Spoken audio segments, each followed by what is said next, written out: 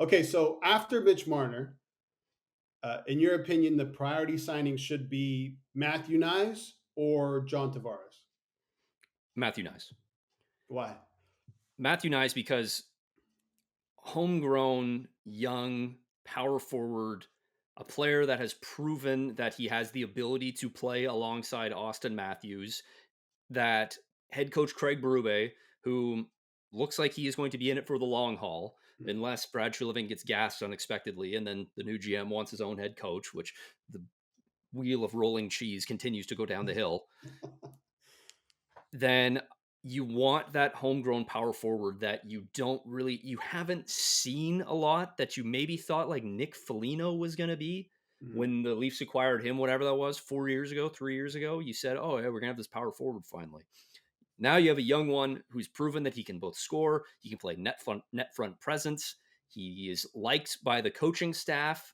He is liked by his teammates. Homegrown. I think you want to lock that guy up.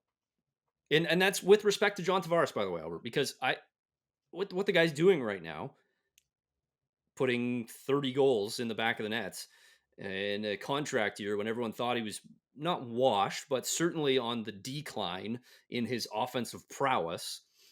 That's nothing to sneeze at, to borrow a phrase from the 1920s. It's something that you should really consider. And I think that if Leaf fans are saying he's coming back anyways, and we'll just give him 5.5 and he'll come back. Well, I don't know. Like 30 goals is not nothing in the National Hockey League. There's guys who are being paid a lot more than 5.5 or 6 who have scored a lot less than 30 goals in a season when they're 34, 35 years old. Yeah, yeah. What And about the what thing about with you? John, Tell me. go ahead.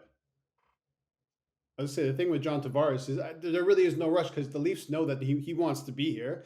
It's just trying to find that number, whatever that number is. And Matthew Knies, he is a bit of a unicorn, man. Like he's a big dude who plays a hard style, 25 goals, over 150 hits. I know people are going crazy about that statistic because it's only him, Brady Tkachuk, and Tom Wilson who have those numbers, and that's pretty good company to be in. And I think he can get offer sheeted. So I'm just curious to see what happens here if a team decides, hey, maybe we take a run at Matthew Knies and see if we can give him, maybe north of 8 million, and then how do the Leafs respond? Because I think it's a no brainer. You have to sign him. There's not really any comparables out there, and one of one. Matthew Knies, very important player for the Toronto Maple Leafs, and he has been really Kev since he came in. What was it? His first year, he played like 5 games at the end of the season and jumped And right then, into the playoffs and yeah, didn't really look out of place.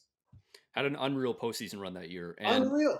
especially consider you mentioned the Tom Wilson comp. How badly have Leaf fans wanted Oh, somebody like Tom Wilson every on team the, in the NHL would take a Tom Wilson any day of the week. 1,000%. And Matty Nyes is still young, very Yeah. young. And a lot of teams, to your point about offer sheets, a lot of teams are concerned about offer sheets right now, heading into the next few seasons because the cap is going up so much. They Yeah. look at their RFAs, they look at what St. Louis did last year uh, with with the Oilers, and people are concerned all of a sudden. Our RFAs are not untouchables. The St. Louis Blues have shown that they are willing to part with assets in order to bring young, controllable players onto their team. And so, if you're the Toronto Maple Leafs and you don't have a lot of comparables for somebody like Matthew Knies, you say, how important is this guy? Got to make sure we get him locked up before July 1 comes, because when he's an RFA, offer sheet comes in, we don't want to be caught with our in our hand, and make sure that we're okay moving forward. Hey, thanks for watching that video. If you enjoyed that, check out this next one where me and Kevin discuss why the Leafs actually have a really good chance of breaking Canada's 31-year Stanley Cup drought.